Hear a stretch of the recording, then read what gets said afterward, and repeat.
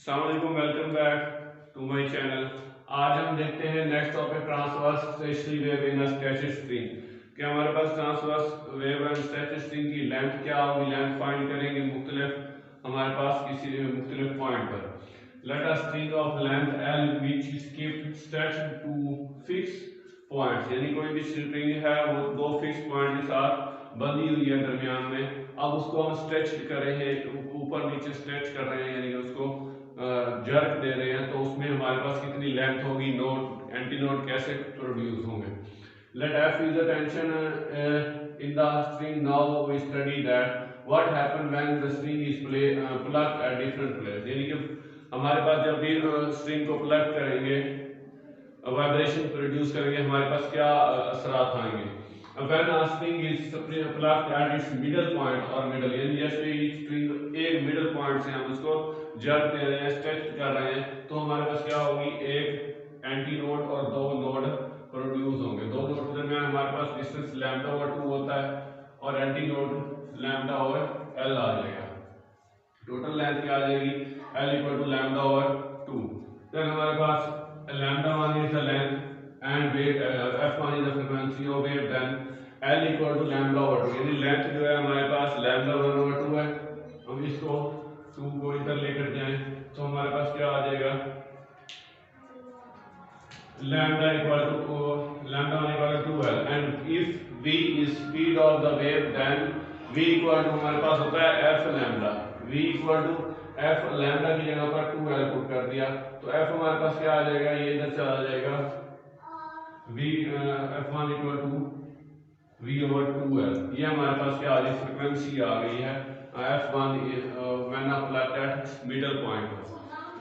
if m is the total mass of the string then v wave along the string, अगर v velocity इस तरह से हो f तरफ l over m under root, then हमारे पास f की यहाँ पर f v की वैल्यू इसमें पुट करें तो हमारे पास f इक्वल टू आ जाएगा 1 over 2l f across l over m under root. और द फ्रीक्वेंसी ऑफ वन इसका फंडामेंटल फ्रीक्वेंसी, ये हमारे पास क्या है, फंडामेंटल फ्रीक्वेंसी है। ये था हमारे पास when the string is plugged at middle point. अब यही स्ट्रिंग जो है, अगर हम when the string is plugged 1/4 of its length, यानी 1/4 ऑफ इट्स लेंथ पर और मोड 2, यानी कि मोड 2 पर हम इसको प्लग करें तो हमारे पास क्या जो इसके लेंथ आएगी, क्या फ्रीक्वेंसी आएगी। लेट्स सपोज कि हमारे पास lambda 2 is wavelength and f2 is the frequency, then lambda 2 equal to l2 equal to lambda 2 over 2 plus, यानी कि दो हमारे पास नोड बन रहे हैं एंटी नोड, ये एंटी नोड ये एंटी नोड, दोनों का lambda over 2 plus lambda over 2, तो हमारे पास क्या आ जाएगा, अकेला लैम्डा, टोटल लंबाई क्या आ जाएगी, लैम्डा के इक्वल आ जाएगी, लैम्डा 2 के। v equal to f lambda क्या होता है, अब लैम्डा की जगह पर l2 पुट कर दिया, f2 equal to v over l2 आ गई। ये हमारे पास वेव फॉर्म फॉर इक्वेशन 1। अगर इक्वेशन 1 से हम देखें तो v ओवर l किसके इक्वल है, 2 के इक्वल है, तो हम इसमें पुट कर सकते हैं f1 v ओवर 2l के बराबर है, तो 2f, अगर हम ये इसको इधर लेकर जाएं 2f1 equal to v over l के इक्वल है। अब v ओवर l की जगह पर हम क्या पुट कर सकते हैं, f2 पुट कर सकते हैं, यानी कि f2 v ओवर l के और f2 इक्वल टू हमारे पास 2f1 के इक्वल हमारे पास क्या आ जाएगी, दो फ्रीक्वेंसीज बन रही है हमारे पास एंटी नोड के बिटवीन। ये हमारे पास व्हेन क्वार्टर इज प्लग्ड, यानी क्वार्टर पॉइंट पर हम इसको प्लग कर रहे हैं। When static string is plugged at 1/6 of its length और मोड 3, जब उसी स्ट्रिंग को हम 1/6 पॉइंट पर, यानी कि मिसाल के तौर पर एक चौथाई एक छठे हिस्से के ऊपर उसको प्लग करेंगे तो हमारे पास तीन नोड तीन एंटी नोड और 1 2 3 4 नोड बनेंगे और हमारे पास एंटी नोड के दरमियान फासला जो होता है 3 लैम्डा ओवर 2 आ जाएगा। वही हम प्रोसेस करेंगे कि l यानी टोटल हम इन तीन को प्लस कर देंगे तो हमारे पास 3 ओवर 2 लैम्डा 3 आ जाएगा।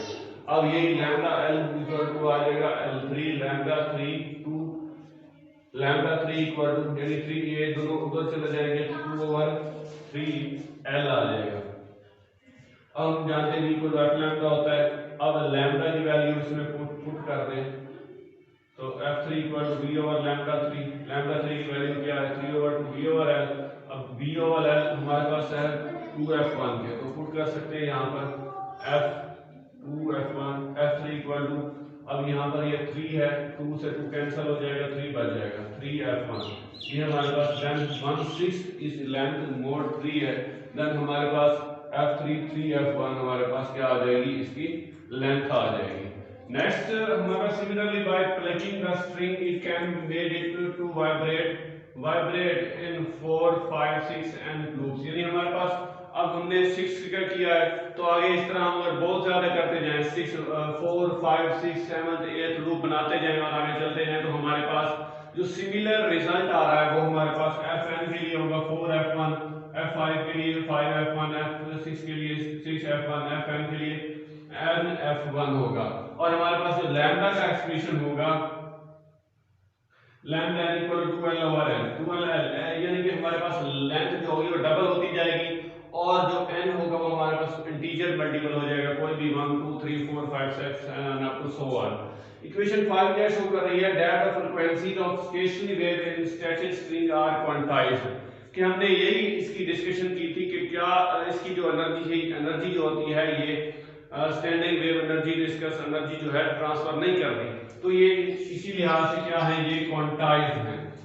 ये था हमारे पास इसकी लंबाई लेंथ स्टैटिक स्ट्रिंग में।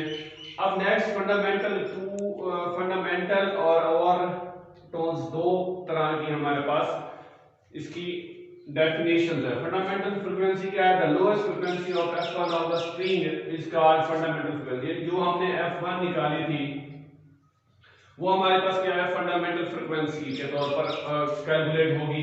ओवरटोन्स और हार्मोनिक्स क्या है, the higher frequency which are integral multiple of fundamental frequency, यानी कि हमारे पास ये इंटीग्रल मल्टीपल है, जैसे कि ये है 2l है nF1 है, तो ये हमारे पास F1 of string are called overtones harmonics. ये हमारे पास क्या है, ओवरटोन हार्मोनिक्स है ये सारी।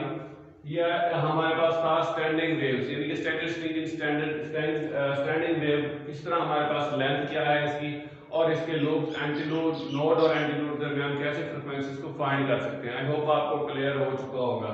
नेक्स्ट टॉपिक हम देखेंगे इसके ऑर्फन्स क्या होते हैं हमारे पास, और जो होते हैं साउंड की मजीद डेफिनेशन और इसकी एक्सप्लेनेशंस को डिस्कस करेंगे।